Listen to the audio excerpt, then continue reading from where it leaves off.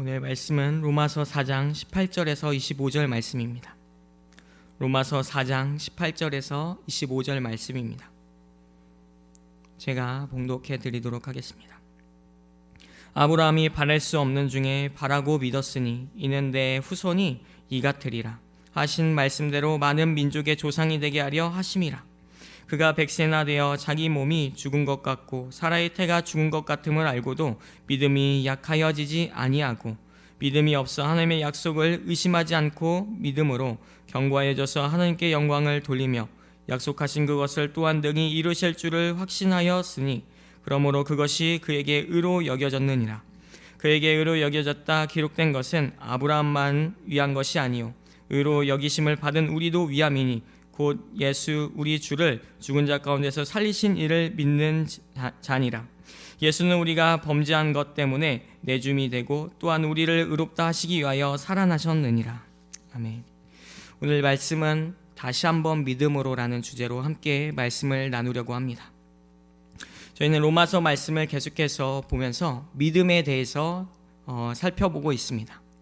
1장부터 오늘 4장까지 바울은 믿음을 통해서만이 우리는 하나님께 의롭다함을 입었다, 또 하나님께서 주시는 은혜로 믿음을 얻었다라는 것을 강조하며 믿음이 얼마나 우리에게 중요한지를 이야기해주고 있습니다.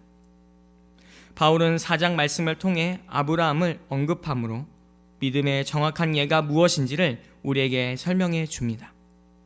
지난 말씀은 유대인들에게 중요한 할례를 받아야만이 하나님의 백성이고 할례를 받아야만이 하나님께 의롭다함을 여겨진다, 구원을 얻는다 하는 유대인들의 논리를 반박하는 바울의 이야기가 있었습니다. 할례는 더 이상 중요하지 않다.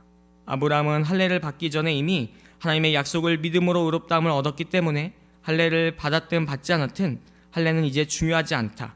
하나님의 은혜가 할례에 있는 것이 아니고 믿음의 의를 따르는 자들, 또 믿음의 자치를 따르는 자들, 즉 하나님의 값없는 은혜, 예수 그리스도를 믿는 모든 자들에게 하나님의 은혜가 임했다. 그래서 이 믿음을 갖고 따르는 자들이 모두 아브라함의 영적 후손이며 상속자들이다 라는 바울의 이야기가 지난번에 있었습니다. 성도 여러분, 우리는 믿음을 따라 살아가는 자들입니다. 믿음의 발자취를 따라 신앙생활을 하는 자들입니다. 믿음을 통해 하나님의 약속과 상속을 받은 자들입니다.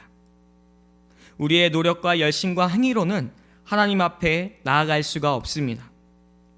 오직 믿음을 통해서만이 우리는 하나님 앞에 나아갈 수 있으며 믿음을 통해서만이 하나님께서 우리를 인정해 주십니다. 아브라함이 바로 그 대표적인 예입니다. 아브라함의 믿음. 오늘 아브라함의 믿음에 대한 4장 마지막 부분입니다. 함께 말씀을 보면서 아브라함이 가졌던 믿음에 대해, 또 우리가 가져야 하는 믿음에 대해 함께 묵상하며 생각하는 시간이 되었으면 좋겠습니다. 우리 함께 18절과 19절 말씀을 한 번 더 보도록 하겠습니다. 아브라함이 바랄 수 없는 중에 바라고 믿었으니 이는 내 후손이 이같으리라 하신 말씀대로 많은 민족의 조상이 되게 하려 하심이라. 그가 100세나 되어 자기 몸이 죽은 것 같고 사라의 태가 죽은 것 같음을 알고도 믿음이 약하여지지 아니하고. 바울은 아브라함의 믿음에 대해 다시 한번 언급합니다. 말씀에 보면 아브라함의 믿음이 지금 어떻다고 나오고 있죠. 18절에 바랄 수 없는 중에 바라고 믿었으니. 아브라함의 나이는 100세였습니다. 그의 아내 사라의 나이는 90세였습니다. 그런데 하나님께서는 아브라함에게 하늘의 별과 같이 셀 수 없을 만큼 자손을 주신다고 약속하십니다. 100세의 자손을 얻는다, 또 90세의 자손을 얻는다. 우리가 판단할 때 이것이 과연 가능한 것일까요? 현실적으로나 상식적으로 생각해 볼 때 가능한 일일까요? 우리가 생각해 볼 때는 전혀 일어날 수 없는 일입니다. 그것은 아브라함 자신 또한 너무나 잘 알고 있었습니다. 그래서 19절에 아브라함은 이렇게 이야기하죠.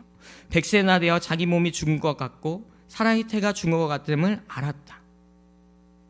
아브라함은 자신의 몸이 더 이상 임신할 수 없고 또 임신을 전혀 할 수 없는 상태라는 것을 누구보다 잘 알았습니다. 그의 아내 사라 또한 하나님께서 자손을 주신다고 하셨을 때 그 이야기를 듣고 웃기까지 했습니다. 그만큼 현실적으로 볼 때 가능성이 0%였다라는 것입니다.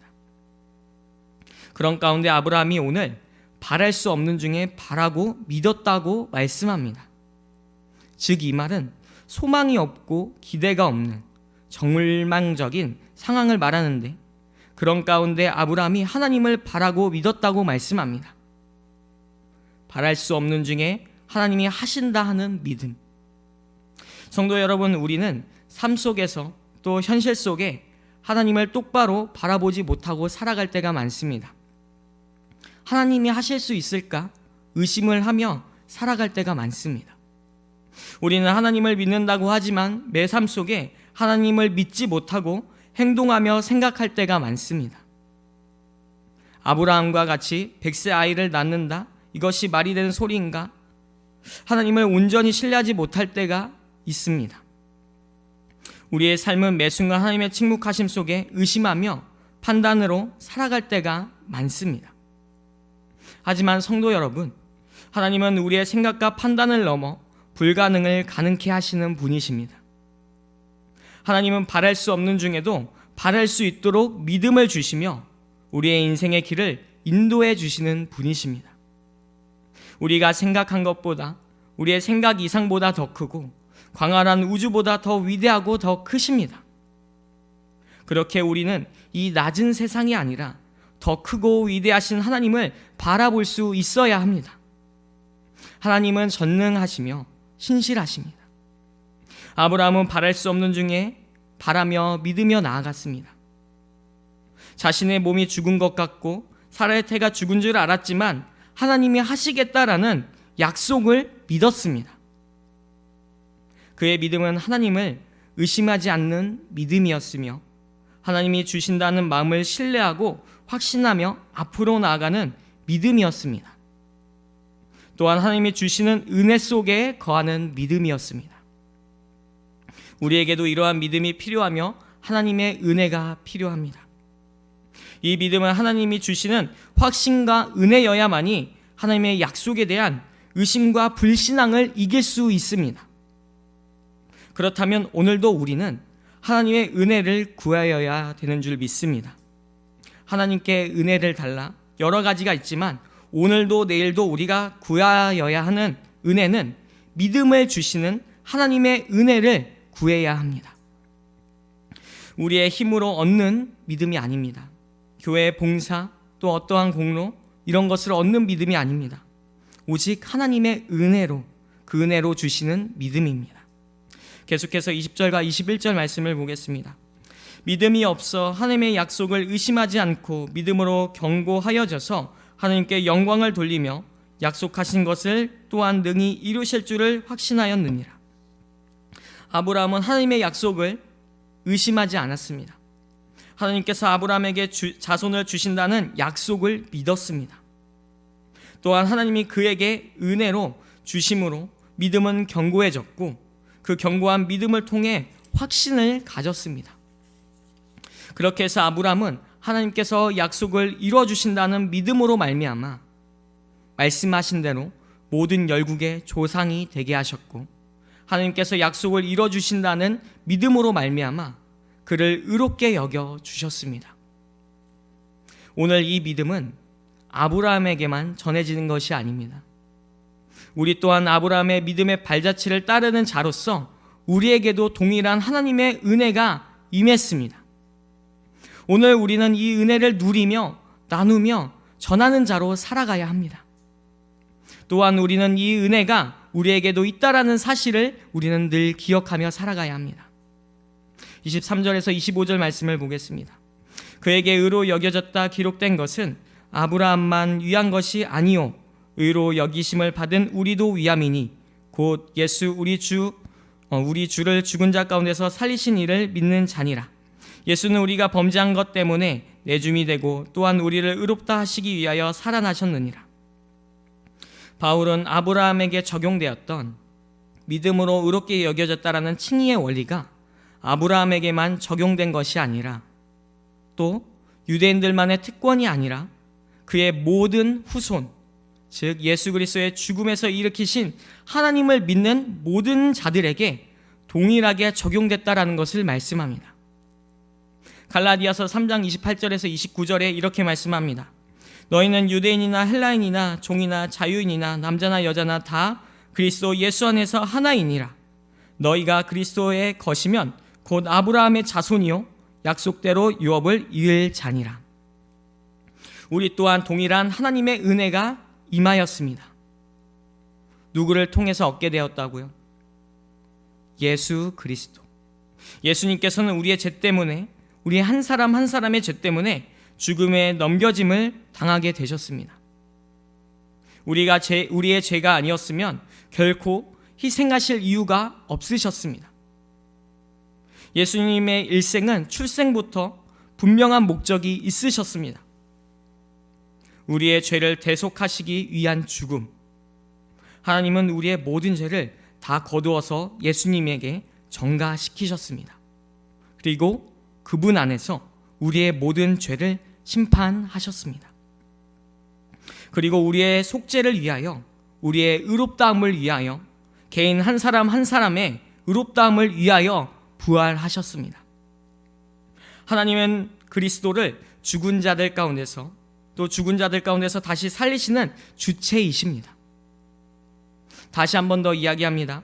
우리의 범죄 때문에 예수님은 십자가에 못 박히셨고, 우리의 의롭다함을 얻기 위하여 하나님은 예수님을 죽음에서 부활케 하셨습니다.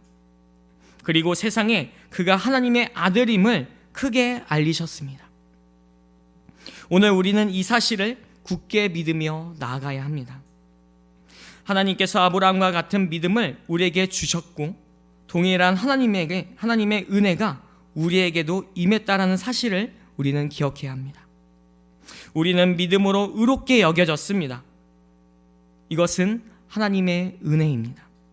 그렇게 우리는 오늘도 기도할 때 우리의 믿음이 견고해질 수 있기를 위해, 흔들림 없이 끄떡없는 믿음이 될 수 있기를 위해, 또 하나님의 약속과 상속해 주시는 은혜를 이 땅 가운데 이뤄가는 우리가 될 수 있기를 위해 기도하며 이 삶을 살아가야 되는 줄 믿습니다. 오늘 말씀을 듣고 다시 한번 믿음으로, 또 믿음의 은혜를 구하며 하나님께 영광을 돌리며 살아가는 저와 여러분들이 되었으면 좋겠습니다. 이 시간 우리 말씀을 가지고 잠깐 기도했으면 좋겠습니다. 아브라함이 바랄 수 없는 중에도 하나님을 바라고 믿었던 믿음처럼 우리 또한 바랄 수 없는 상황과 어려움이 있지만 아브라함의 믿음의 발자취를 따라 믿으며 깊어져가는 우리의 믿음이 될 수 있게 달라고, 또 예수님께서 우리를 위해 죽으시고 부활하셨다라는 이 사실을 다시 한 번 더 믿으며 도전받고 믿음으로 살아가는 우리가 될 수 있기를 위해 자신의 신앙과 믿음을 위해 이 시간 기도하시고 자유롭게 기도하신 후에 돌아가도록 하겠습니다. 기도하겠습니다.